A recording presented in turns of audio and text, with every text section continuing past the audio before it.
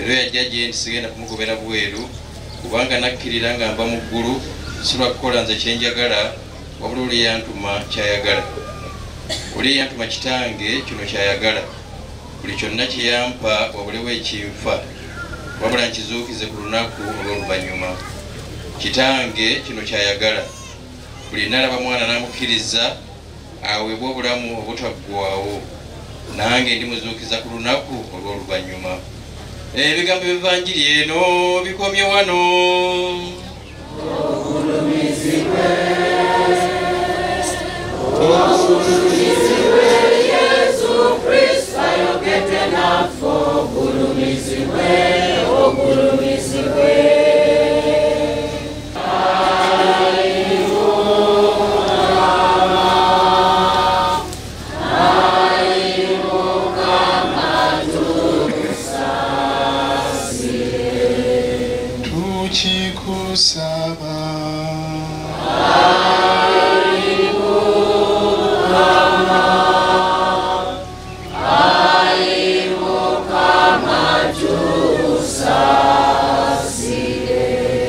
Omugenzi ono eyafuna edda mubatiisimu ensigo ey'obulamu obutaggwaawo, Omukama amugatte ku batuukirivu mu bulamu obw'olubeerera. Tukikusaba, Ayi Mukama, Ayi Mukama tusaasire. Omugenzi ono yalyanga omubiri gwa Kristo, emmere ey'obulamu obutaggwaawo, Omukama amuzuukize mu kitiibwa ku lunaku olw'oluvannyuma. Tukikusaba, Ayi Mukama, Ayi Mukama tusaasire. Bonna abafiira mu ssuubi ery'okuzuukira abayingize mu kitangaala eky'olubeerera. Tukikusaba, Ayi Mukama, Ayi Mukama tusaasire. Baganda baffe bonna abali mu nnaku ne mbuyinike bafune okuyambibwa n'okukubagizibwa. Tukikusaba, Ayi Mukama, Ayi Mukama tusaasire. Ffe ffenna abakuŋŋaanye mu kwebaza kuno okutukuvu olw'okukkiriza n'obujjumbizi bw'eddiini, Omukama akkirize naffe olumu okutuyingiza mu bwakabaka bwe obw'ekitiibwa. Tukikusaba, Ayi Mukama, Ayi Mukama tusaasire. Ayi Mukama, okwegayirira kuno kkiriza kugase emyoyo gy'abaweereza abo n'abazaana bo be wayita, obateme mu nvuba z'ebibi, obatuuse mu kwesima okw'olubeerera. Tukikusaba nga tuyita mu Yesu Kristo Mukama waffe. Abooluganda, nga 6 Augusito twali wano mu kifo kyekimu. Bwe nali ntandika okuyigiriza neegayirira bonna abaaliwo mu mukolo ogwo tuyimirire, era ne bayimirira. Ne ŋŋamba nti twebaze Lawrence Kakooza ne mukyala we olw'okusalawo nti baleme kufuna mbaga ya bugole e London gye babeera oba Bungereza gye babeera, ne bayita n'Entebbe, ne bayita ne Kampala, ne batuuka wano eggolo ne mu kigo ky'e Kankobe tebaayagala kufunirayo mbaga, naye baayagala kugifunira wano mu luggya luno, nga baagala okuwa essanyu bajjajjaabwe bano abaabakuza. Twabakubira mu ngalo, nandigambye mu ngeri y'emu, kubanga ekyo kye baakola gwali omutima ogw'okwagala. Evanjiri etugamba nti tewali kwagala kusinga kw'oyo awaayo obulamu bwe okubeera abantu abalala. Lawrence Kakooza awaddeyo obulamu olw'okubeera amaka ge. Mutabani we yali agenda kufiira mu mazzi, ye neyeyambula n'agenda alinnya mu mazzi asobole okugenda okumutaasa. Bwe gwali omutima ogw'okwagala, Omukama bw'atyo bw'atwaniriza mu bwakabaka obw'omuggulu, kwagala. Era etteeka erisinga amateeka gonna gonna, kwagala Katonda na kwagala bantu bannaffe. Era Evanjiri etugamba nti ne bw'oyogera ennimi ez'enkanawa naye nga tolina kwagala obanga ekide ekikuba.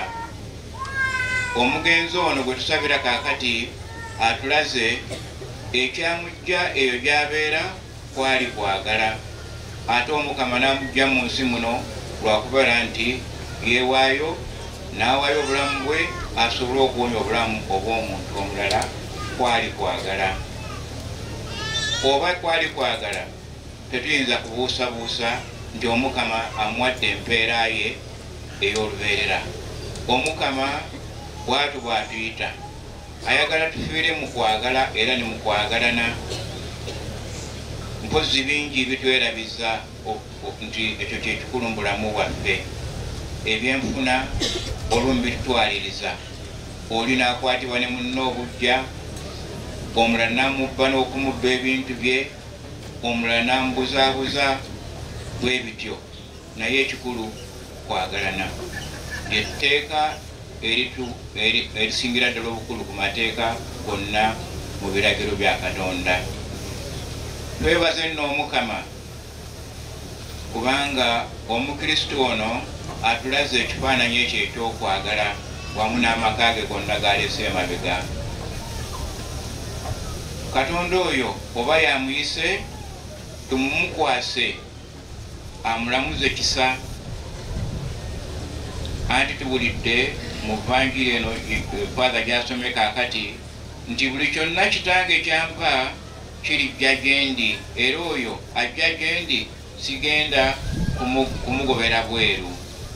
Abantu bangi bafa bagenda eri Yesu, naye bagenda batya? Bagendera mu kwagala? Situmanyi. Katonda yatulamula.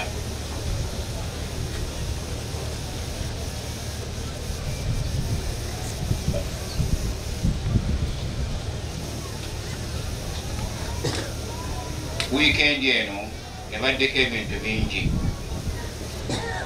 ebaddeko ebintu bingi.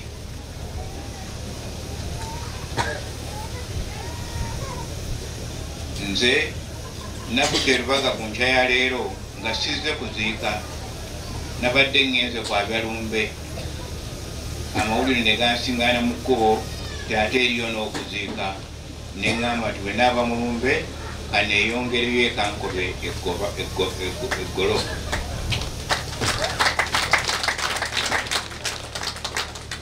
Kubanga kino ekyaguddewo ffenna kyatukanze. Naye ku Katonda tewali kikanga. Omukama yali yategeka dda bw'atyo okuggyako nti teyatubbirako era tatugenda kutubbirako. Buli ekigenda okugwawo mu ngeri ng'eyo tagenda kubbirako n'omu. Ekitegeeza nti Omukama ati nga atukubidde akade nti mutambula mugenda eno mugenda eri, naye ate waliwo nakiri. Okitadde mu plan, okitadde mu ntegekayo. Awo Omukama n'olwekyo tumwebaze, naye ate tumusabe atulamuze nga kisa, atuwe ekitangaala kino eky'omu mutima. Bulijjo tuleme kwerabira ekyo kyatuyitira era kyagenderera mu bulamu bwaffe bwonna, kubanga okuva lwe twazaalibwa buli kimu kye tukola kitutegeka kugenda mu bulamu buli obw'olubeerera. Ku nsi kuno ffenna tuli balamazi era tuli bagenyi. Abalamazi ne bw'ogenda e Yerusaalemu mu nsi entukuvu, ne bw'omalayo omwezi omulamba n'emyezi 6, era omulamazi okulamaga kuggwa n'okomawo ate mu nsi y'ewammwe. Bwe tutyo ku nsi bwe tuli balamazi naye Omukama ayagala tukomewo ng'abalamazi be yasindika ate bagoberera bakwata ku mukono enkya n'eggulo. Naffe mu kwegayirira kuno Omukama tuzze okumwekwatako ku mukono atugumye, agumye namwandu n'abaana be, ate era Omukama abagulirewo ekkubo eppya asobole okubakumyanga n'okubawerekera newandibadde nti omwami ono ow'amaka gano Omukama amuyise amudde wakati bwabwe. N'abo abasigadde emabega twongere okubasabira by'Omukama amanyi engeri gy'atulabiriramu era tagenda kubulwa amagezi gakwongera kutulabirira.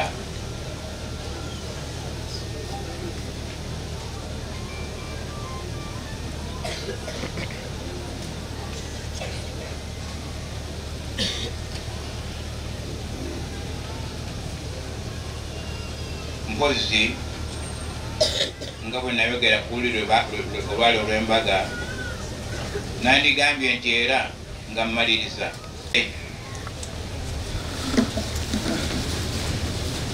oyo gwe twagamba titumukulisa kubanga yalaga omutima ogw'okukkiriza manyi ogw'okwagala. Kati ate tugambe ayi Mukama mwekimmula ekitaggwaawo,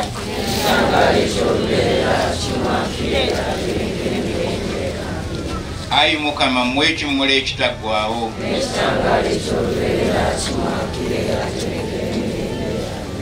ayi Mukama mwekimmula ekitaggwaawo,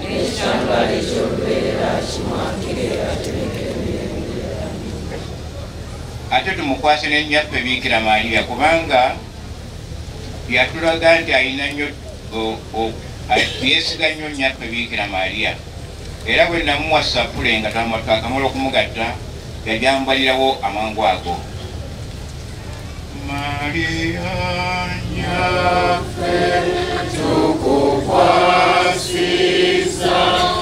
emyoyo gyaffe ogikumenga twagala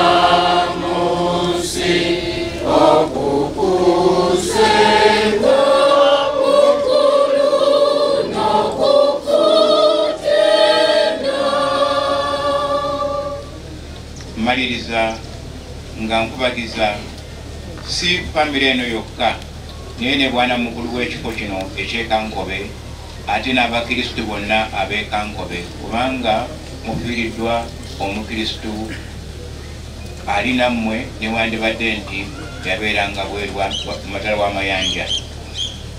Omukama nammwe mutajja kulema kubakubagiza ate naffe twongera bulijjo okubakubagiza nga tubasabira.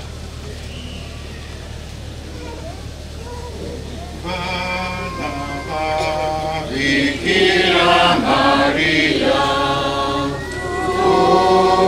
tukumane tusayuke tutende nyina wa Katonda era tuweleze nyaffe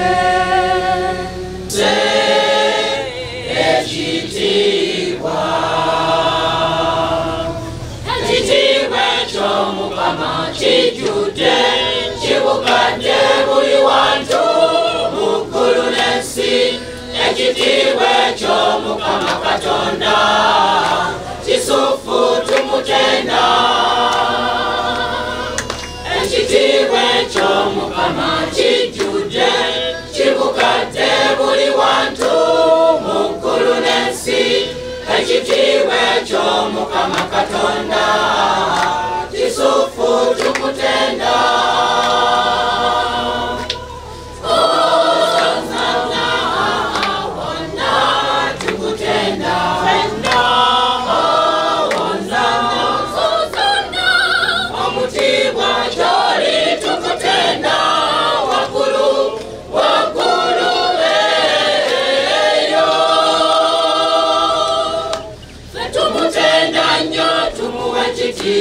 Wa mukisa oyo aja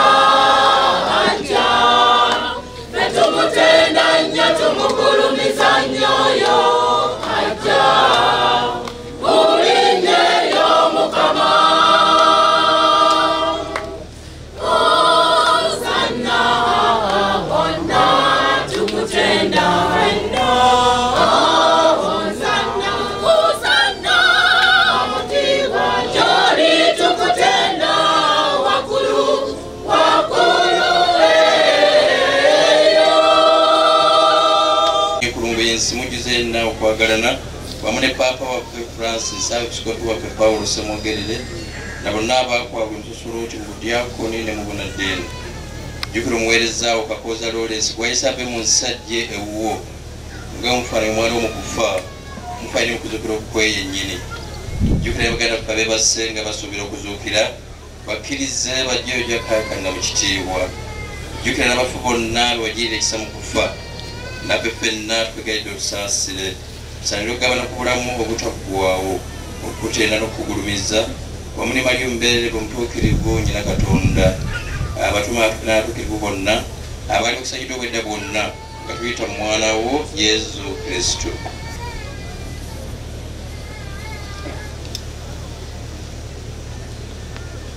Gwe Katonda Paatiro omuyinza wa buli kantu abali ekimu ne Mwoyo Omutuukirivu mu Kristo n'omwoyo n'okufunamu naye era byemutera byettendo na buli kitiibwa emirembe n'emirembe.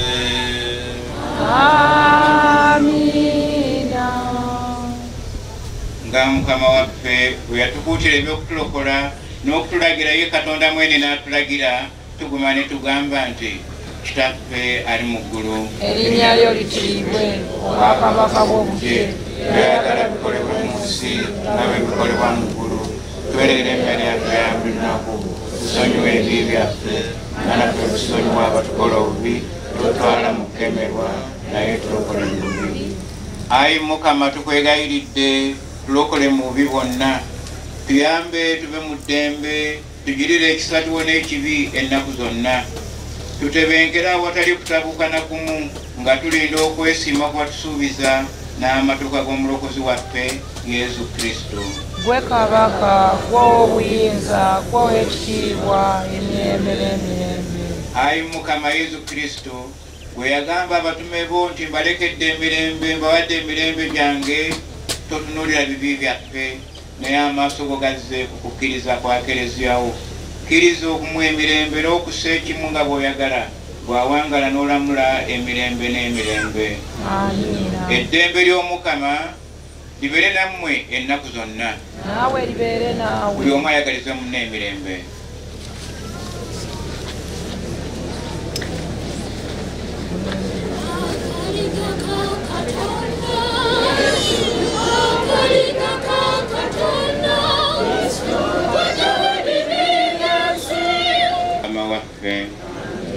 Omukama abeere nammwe, muyimuse emitima, twebaze Omukama Katonda waffe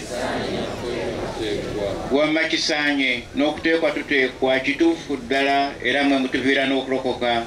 Gwe Omukama Paatiro omutuukirivu, Katonda omuyinza wa buli kantu, sewannaku okwebaza bulijjo na buli wantu nga tuyita mu Kristo Mukama waffe. Kubanga y'omu eyakkiriza afe, ffe ffenna tuleme okufa akagenderere. Ate nno ekyasinga byonna y'omu eyakkiriza Yesu akalika ka Katonda, Kristo Pajja w'ebibi by'ensi, tuwe emirembe, tuwe emirembe, tuwe emirembe, tuwe emirembe. Buuna akalika ka Katonda, buuna ebibi by'ensi, beesiimye ababayitiddwa ku mbaga y'Omukama. Ayi Mukama, si bw'alidde oyingire mwange, wabula yogera bw'ogezigabo, omwoyo gwange gunaawona. Bingi by'olemedde, sitaani bw'ayima kuswaze, nayambula omusuule, wunaana kuyamba wali. Onkona kuyinza, Yesu gwe woba omusenze, malirira okumwewa, wunaana kuyamba wali. Onkona ku luggi, Yesu akulimba bwetyo, bangi ne bafaza bwetyo ne balimbalimba. Wesigenga Yesu, Omukama owona okufa kwe, twata ye yagamba natyo be mulamu wenna. Onkona ku luggi, Yesu akuyita uyo konkona bulungi kulawo omutima gwokwe wagutwale omutima gwe muwagutwale obulamu Yesu agufuule bwonna ne mwana ne mwoyo omutuukirivu abawa omukisa misewedde mugende mirembe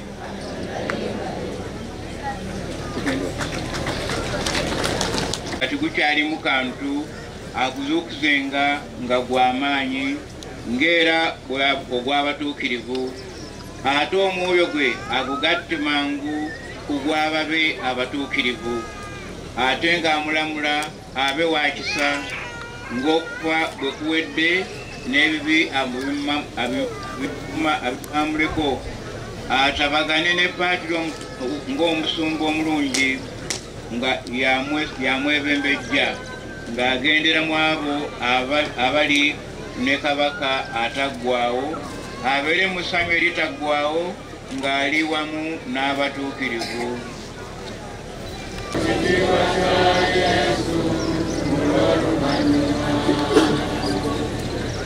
Ayi Mukama Katonda waffe yaniriza omugenzi ono anti yayiwa omusaayi gwo okubeera ye.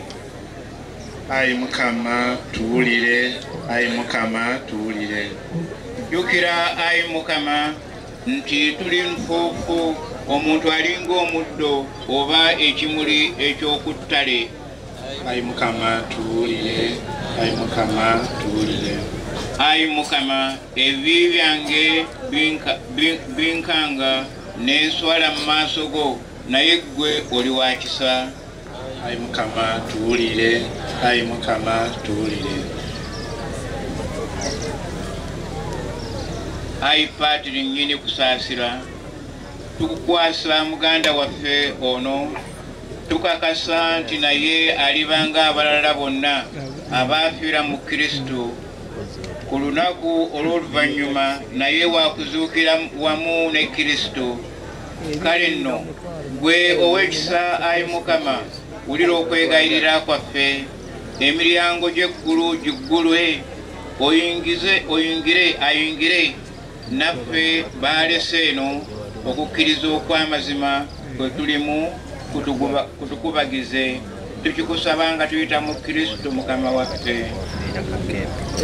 Ayi Patiri ataggwaawo tukukwasa ebirungi byonna bye wawa omuweerezaawo Lawrence ng'akyali ku nsi naffe tugattibwe n'abatuukirivu mu Kristo kwe tunaategeerera bw'oli ow'ekisa okukkiriza okw'amazima kutukubagize okutuuka ffenna bwe tulisisinkana mu Kristo.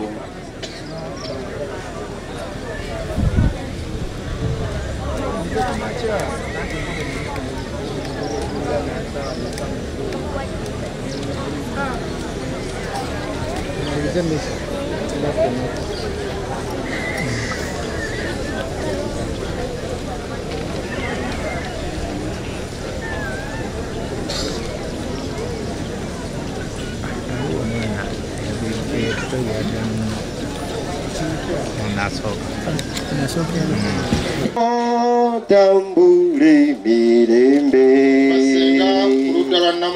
weraba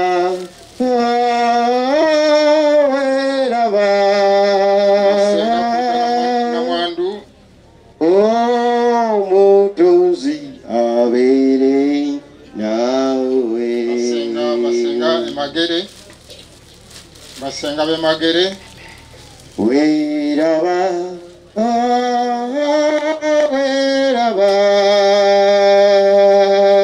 omukokawuma otambule mirembe omukokawuma basenga weraba weraba omutunzi abeere nawe omukokawuma akyaliwo weraba weraba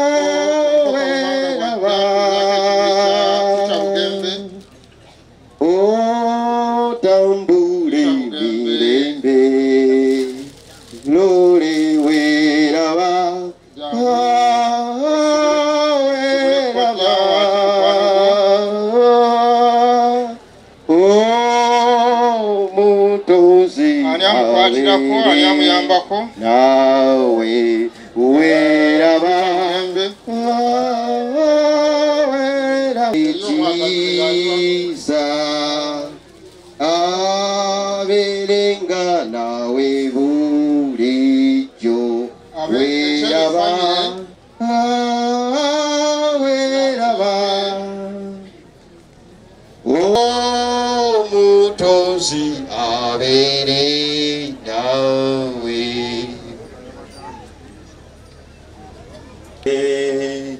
lole weraba weraba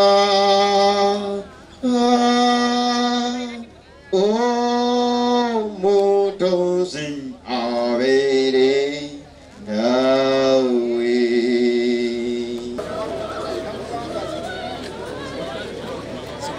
It's okay, it's okay.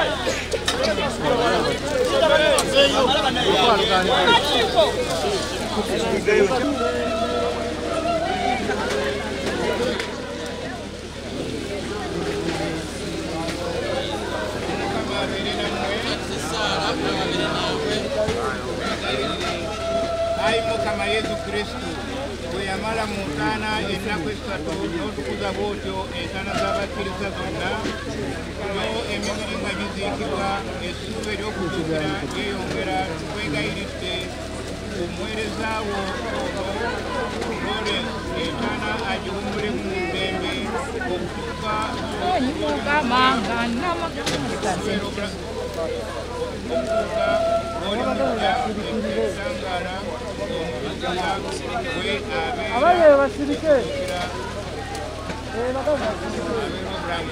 ekitangaala ky'amaaso go mwabalabira ekitangaala bwawangala n'olamula emirembe n'emirembe. Haleluya,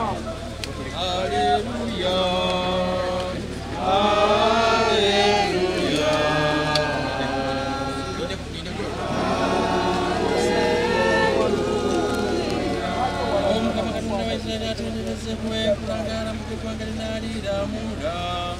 Asudde amanya g'obulokofu mu nnyumba ya Dawudi omuweereza we. Haleluya, haleluya.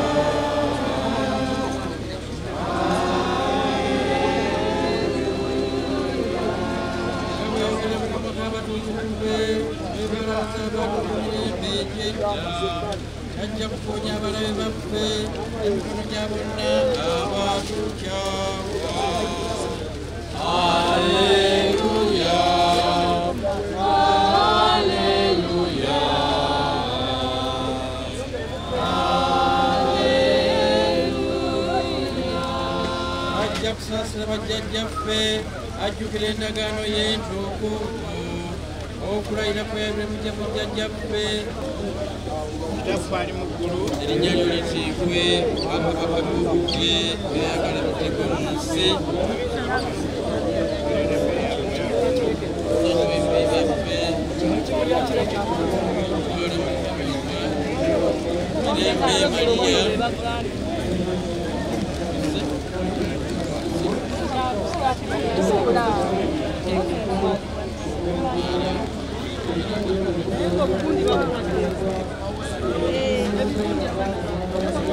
ekitiibwa kigenda kwatire